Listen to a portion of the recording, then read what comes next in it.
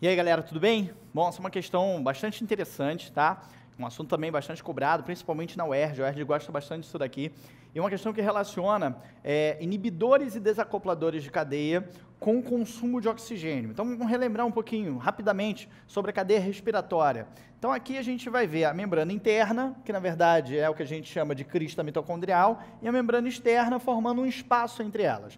Vamos lembrar que na etapa anterior da respiração aeróbica, né, que foi o ciclo de Krebs, a gente gerou aqui NAD e FAD, certo? E essas duas moléculas carregando esses hidrogênios precisam se livrar desses hidrogênios para voltarem lá atrás e continuarem recebendo mais hidrogênios da oxidação da glicose, beleza? Muito bem, então esses hidrogênios eles serão transportados por uma bomba de prótons para esse espaço intermembrana. E a gente começa a encher esse espaço de intermembrana com um monte de íons H+. Então, repara o seguinte, como a concentração no espaço intermembranas ela é maior do que fora desse espaço, a gente sempre vai estar usando, então, aqui um transporte ativo contra o gradiente de concentração. Então, você formou um gradiente de íons H+, aqui, e a tendência é que esses íons, eles vão querer sair daqui em algum momento, certo? E eles vão sair daqui por essa proteína, ATP sintase, que é uma proteína importantíssima para a geração de energia para a gente, tá? Então, a tendência é que esses íons passem por essa ATP sintase, gerando aquilo que a gente conhece, lembra, como força próton-motriz, ok? Para poder acontecer a formação de ATP. Então, meu objetivo é a formação de ATP, tá? Não vamos esquecer que da liberação desses hidrogênios aqui, a gente também libera elétrons, tá? E é justamente a energia da passagem desses elétrons por esses transportadores aqui que é fornecida para essa bomba de prótons funcionar.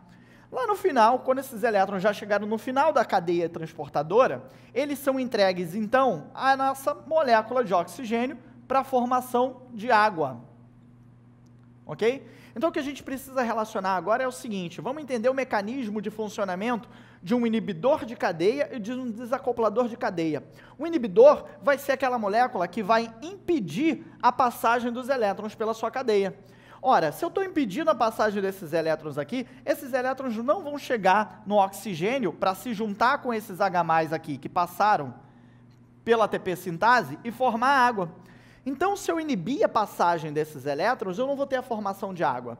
Com isso, o nosso consumo de oxigênio tende a fazer o quê? Tende a cair, porque eu não consigo mais utilizar esse oxigênio para receber esses elétrons. Então, a gente vai parar de consumir esses elétrons, tá? Então, olhando para o gráfico, dá para a gente identificar quem é, né, a coluna que mostra esse consumo de oxigênio.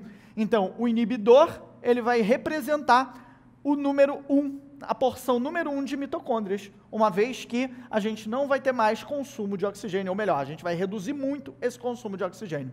E o desacoplador, como é que vai funcionar o desacoplador? O desacoplador vai ser uma molécula que vai fazer uma espécie de um buraco, um poro nessa membrana interna, permitindo que esses íons H+ vazem por aqui, desfazendo o gradiente desses íons H+ ali dentro. Ora, se a quantidade de ATP formado depende dessa concentração, desse gradiente de íons H+, no momento que a gente coloca uma substância que fica vazando esses íons H+ para cá, o que vai acontecer? A produção desse ATP vai cair.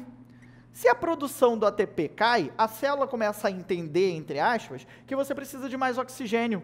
Então, ela começa a mandar mais oxigênio para tentar compensar essa diminuição na quantidade de ATP que foi produzido em baixa quantidade por conta, né, desse vazamento de íons H+ aqui.